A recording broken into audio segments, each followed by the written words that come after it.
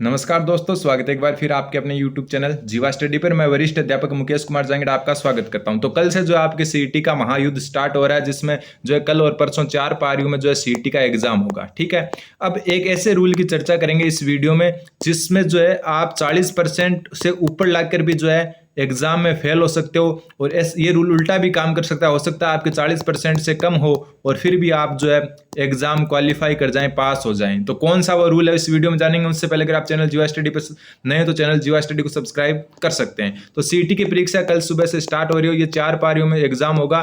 तो देखो, सबसे पहले अगर किसी के मान लो कि 40, 41 या 42% के आसपास बनेंगे तो वो क्या है, बाहर भी हो सकते हैं, और जिसके मान लो कि 37, 38 या 39 बने वो अंदर भी जा सकते हैं। ये रूल कौन सा है तो उसके बारे में चर्चा करते हैं। तो देखो, ये रूल है आपका नॉर्मलाइजेशन का। ठीक है, कौन सा रूल है? नॉर्मलाइजेशन। ठीक है, नॉर्मलाइजेशन में क्या होता है कि आपकी जो एग्जाम है कोई, वो 1 से अधिक पारियों में होती है। जैसे ये एग्जाम आपकी 4 पारियों में हो रही है, और उसके जो है कठिनाई स्तर को देखते हुए एक तो आपका कठिनाई स्तर, और एक जो है उस जो है शिफ्ट में बच्चों के जो है औसत जो अंक आते हैं। ठीक है, औसत अंक, ये कुछ फैक्टर हैं, हालांकि और भी फैक्टर होते हैं। औसत अंक कठिनाई स्तर को देखते हुए जो है नॉर्मलाइजेशन होता है, जिसमें जो है हो सकता है किसी शिफ्ट के नंबर बढ़ जाएं और किसी शिफ्ट के नंबर कम हो जाए। तो यही एक वो रूल है जिसकी वजह से आपको जो है हो सकता है कि जो है बाहर का रास्ता देखना पड़े। अगर आप 40% के एकदम पास में हो, मान लो 41-42% के हो, 40 से 42 के बीच में हो, तो अगर नॉर्मलाइजेशन में आपकी शिफ्ट के नंबर कम हो जाते हैं तो आप 40 से नीचे चले जाओगे और आप जो है डिस्क्वालीफाई मान लिए जाओगे। और ये उल्टा भी जो है काम करता है। मान लो आपके 37-38% है और ये नॉर्मलाइजेशन की वजह से आपके नंबर बढ़ते हैं और आप 40% क्रॉस कर जाते हो तो आप क्वालिफाई कर जाओगे। तो दोनों तरफ ये नियम लगता है। तो अब जो है कठिनाई स्तर और जो है औसत अंक है, इनके हिसाब से जो है ये काम करेगा। तो आपको मैं बता दूं कि आप जो है एकदम सेफ जो है खेल के ना आए, जो है अच्छे से अच्छा स्कोर आप कम से कम खुद के हिसाब से 50% का तो टारगेट मिनिमम लेके चले। क्योंकि जो है मैंने बहुत सारे वीडियो बनाए जिसमें बता दिया कि जो है 40% भले ही पासिंग मार्क्स हो, लेकिन आपको तो 60-65 तक जाने की सोचनी है, ताकि जो है आप जो आगे वाली भर्तियां हैं उनमें अगर आप जाओ तो आपका कॉन्फिडेंस एक हाई लेवल पर हो कि यार मैंने सीईटी में 65% अर्जित किए थे, तो इस एग्जाम में मैं और अच्छा कर पाऊंगा। और सीईटी के जितने भी एग्जाम है वो सारे के सारे जो होंगे उसके सीईटी के बाद में, उसके बाद में सारा जो सिलेबस होगा और एग्जाम का, वो जो लगभग सीईटी के सिलेबस से मैच खाता है। जैसे पटवारी तो लगभग 90-95% सेम ही सिलेबस है। तो फिर ध्यान रखना कि 1 से अधिक शिफ्ट में जो है जब भी एग्जाम होता है, अब ये मत सोचना कि नॉर्मलाइजेशन नहीं होगा, नेगेटिव मार्किंग नहीं है, पात्रता परीक्षा है। तो आप जो है रीट में भी नॉर्मलाइजेशन हुआ था पात्रता परीक्षा में, और अभी जो है थोड़ी देर पहले का जो है आलोक राज जी हैं, बोर्ड अध्यक्ष आलोक राज जी, उनका क्या है, आप ट्विटर पर जाकर ट्वीट देख सकते हो जिनमें उन्होंने साफ साफ कहा है कि नॉर्मलाइजेशन बिल्कुल होगा। तो ध्यान रखना, 4 शिफ्ट में पेपर आएगा तो जो है कुछ शिफ्ट इजी होगी, कुछ हार्ड होगी, और जिस शिफ्ट का पेपर हार्ड आएगा और औसत अंक कम आएंगे, औसत अंक क्या आएंगे, कम आएंगे, तो वहां नॉर्मलाइजेशन की प्रक्रिया अपनाई जाएगी। तो किसी शिफ्ट में हो सकता है पहली शिफ्ट में बढ़ जाए, दूसरी में घट जाए, पहली तीसरी में बढ़ जाए, चौथी में कुछ भी ना घटे ना बढ़े। तो कुछ भी हो सकता है, पहली में घट जाए, दूसरी में बढ़ जाए, तीसरी चौथी सेम रह जाए, तो कुछ भी हो सकता है। तो जो भी स्टूडेंट जो है एग्जाम देने जा रहे हैं कल, या फिर अभी घर से निकल चुके हों जिनकी फर्स्ट पारी में एग्जाम है, तो ध्यान रखें सिर्फ 40% के भरोसे ना रहें। आप जो है अपना टारगेट 50% तक के पास में रखने की कोशिश करें, ताकि जो है आप एकदम सेफ हो। क्योंकि कई बार क्या होता है, अपन घर आते हैं और क्या यार मेरे तो क्या है 60 क्वेश्चन सही होने हैं, मान लो कि मेरे तो क्या 62 क्वेश्चन सही हो रहे हैं। ठीक है, 62 क्वेश्चन सही हो रहे हैं तो मैं तो खुश हो जाता हूँ कि यार 60 चाहिए थे, 62 हो गए। लेकिन क्या पता नॉर्मलाइजेशन में कम हो जाए, क्या पता नॉर्मलाइजेशन में क्या हो जाए, कम हो जाए। तो नॉर्मलाइजेशन में कम हो क्या आपके जो है मान लो कि 62 के हिसाब से जो है आपके अगर जो है नंबर जो है 40% से सॉरी ऊपर आने थे, लेकिन क्या पता 39% आ जाए, तो उससे क्या हो जाओगे, आप बाहर हो जाओगे। ये उल्टा भी काम करता है, 39 से आपको 41 पर भी ले जा सकता है। ठीक है, दूसरी बात है, जो एक दूसरा कारण भी है जिसकी वजह से जो है आपके नंबर कम हो सकते हैं। ठीक है, दूसरा कारण जिसकी वजह से आपके नंबर कम हो सकते हैं, मान लो कि 60 क्वेश्चन आपको क्वालिफाई के लिए चाहिए। ठीक है, हालांकि बोर्ड जो है इस चीज के लिए प्रयास रहता है कि जो है कम से कम हो ऐसा सिस्टम जिसमें क्या होता है, कोई क्वेश्चन डिलीट हो जाते हैं, कोई क्वेश्चन क्या हो जाते हैं, डिलीट हो जाते हैं।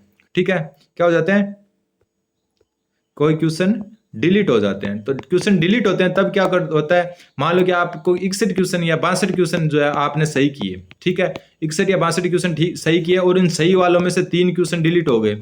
गलती की वजह से 3 क्वेश्चन क्या हो गए, डिलीट हो गए। तो डिलीट होते ही फिर जो है वही बात है, आप वापस जो है नीचे आ जाओगे, ठीक है। वापस जो है 40% का आंकड़ा नहीं छू पाओगे, हालांकि जो है वेटेज बढ़ जाएगा फिर हर क्वेश्चन का, लेकिन मान लो कि फिर भी कुछ स्कोर आपका नीचे ही आएगा अगर आपके सही वाले 3 डिलीट हो जाते हैं। तो ये हालांकि बहुत कम चांस में जो है इफेक्ट करता है, लेकिन मेन है नॉर्मलाइजेशन वाला, ठीक है। नॉर्मलाइजेशन है वो जो है हर शिफ्ट में जो है लगेगा। हाँ, हो सकता है एक शिफ्ट जो मान लो एकदम मध्य औसत शिफ्ट होगी, उसको जो है आधार मान के बची हुई 3 शिफ्टों का नॉर्मलाइजेशन होगा, ठीक है। एक शिफ्ट में चेंज नहीं होगा। एक शिफ्ट ऐसी होगी, मान लो पहली, दूसरी, तीसरी, चौथी में से एक शिफ्ट तो ऐसी होगी जिसको आधार माना जाएगा और उसका जो है खुद चेंज नहीं होगा बिल्कुल। और अगर मान लो दूसरी शिफ्ट को आधार माना जाता है तो तीसरी और चौथी और पहली, ये 3 शिफ्टों में नंबर बढ़ेंगे, कुछ में घटेंगे, ठीक है। तो ऊपर नीचे होते रहते हैं। तो जो भी एकदम 40% के पास रहे तो उनके लिए थोड़ी सी कठिनाई हो सकती है। इसलिए मेरा यही सुझाव है कि आप जो है 40% का टारगेट ना लेकर चलें, लगभग 45-50%, कितने का, 45-50% का जो है टारगेट लेकर चलें, ताकि जो है आप इजिली जो है क्वालिफाई कर सको। तो ये थोड़ा सा दिमाग में बैठा लेना है, नॉर्मलाइजेशन होगा। आलोक राज जी ने ट्वीट भी कर दिया है कि नॉर्मलाइजेशन होगा, तो इस बात को दिमाग में दिखा लें। और साथ में दिमाग में बैठाने लायक बात ये भी है कि क्वेश्चन डिलीट होते हैं, 2-3 क्वेश्चन भी डिलीट होंगे तो आप नीचे आएगा स्कोर। तो ऐसा नहीं है, तो 40% मान के ना चले, उससे ऊपर ही जो है आप पहुंचाने की कोशिश करें।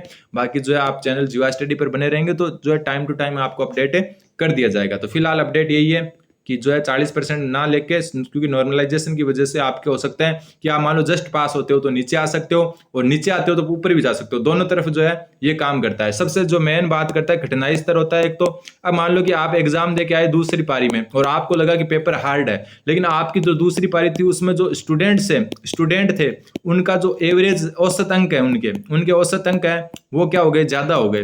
तो जरूरी नहीं है कि कठिनाई स्तर हार्ड होने पर, पेपर का स्तर हार्ड होने पर जो है आपके अगर औसत अंक ज्यादा आ रहे हैं, मान लो कि उसमें इंटेलिजेंट बच्चे जा रहे हैं बहुत ज्यादा एक शिफ्ट में और औसत अंक को उठा दिया उन्होंने, तो भले ही वो कठिनाई स्तर उसका अच्छा खासा हो, मान लो तीसरी शिफ्ट से जो है सेकंड शिफ्ट हार्ड थी, लेकिन औसत अंक जो है तीसरी शिफ्ट के कम, औसत अंक क्या है, तीसरी शिफ्ट के क्या आ रहे हैं, कम आ रहे हैं। हार्ड कौन सी थी, दूसरी शिफ्ट, लेकिन उसका औसत अंक जो है, जो तीसरी शिफ्ट इजी थी उसके औसत अंक से जो है क्या हो गया, अधिक हो गया। तो नंबर तीसरी शिफ्ट में बढ़ेंगे, ना कि दूसरी शिफ्ट में।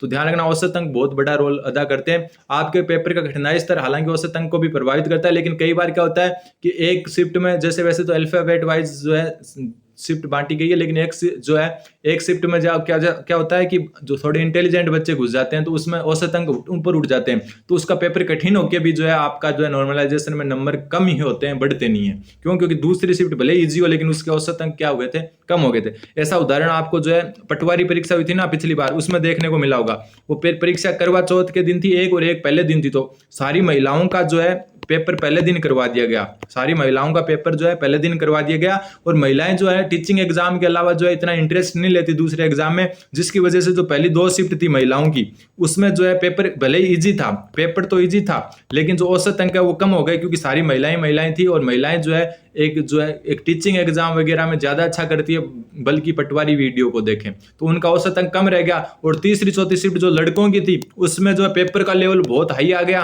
खास करके तीसरी या चौथी में से एक शिफ्ट में।